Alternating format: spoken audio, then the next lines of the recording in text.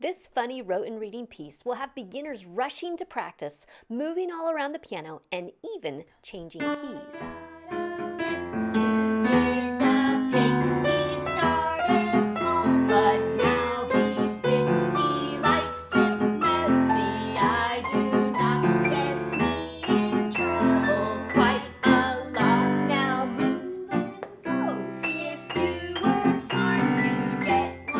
I just wanted to share a few quick general teaching tips that specifically apply to a Piggy Pet.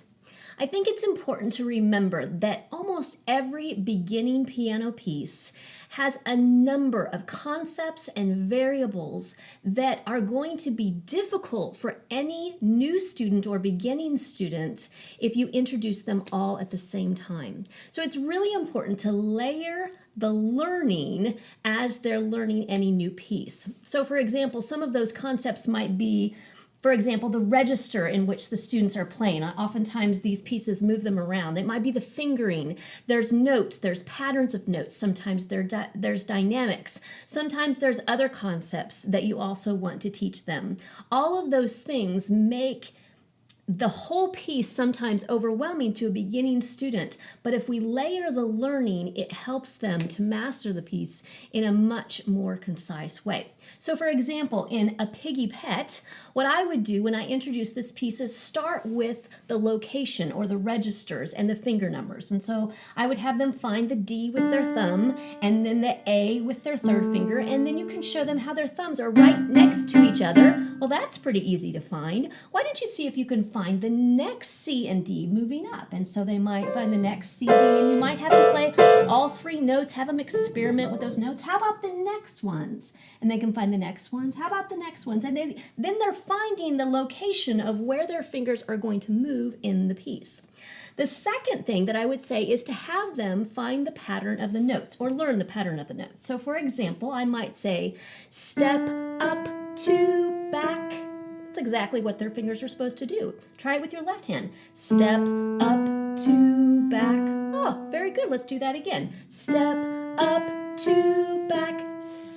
Wait. Okay, third finger. Step up, two, back. Don't fret if there's a pause or the rhythm's not right, because at this point, all you're doing is practicing that particular pattern of the motive.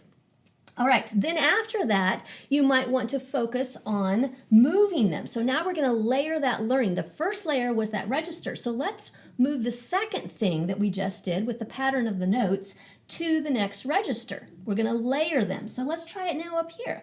Step up, two, back. Step up, two, back. Good job. Can you do it on the next octave? Step up, two, back. Step up, two, back. So now they've practiced the first layer even more than they would have practiced if we had done it separately. So they've practiced the first layer lots. They've practiced the second layer some. So now we're going to add the third layer, and the third layer is rhythm. Let's see if you can play all of those notes without any stops between your fingers or your hands. Step up, two, back. Step, good job, up, two, back. All right, let's try it one more time. Step up, two, back.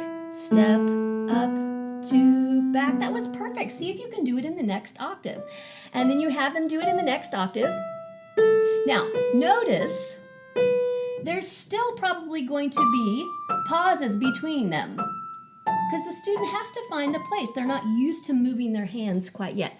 That is perfectly fine. As a matter of fact, that's what I mean by it being important to keep things in perspective. Is that the most important part about the piece, that they move in time? No, it's not. It's about the patterns. It's about no stops between their hands. It's about just getting to know the keyboard. So don't fret. You can always just alter the duet. Wait for it. Wait for it.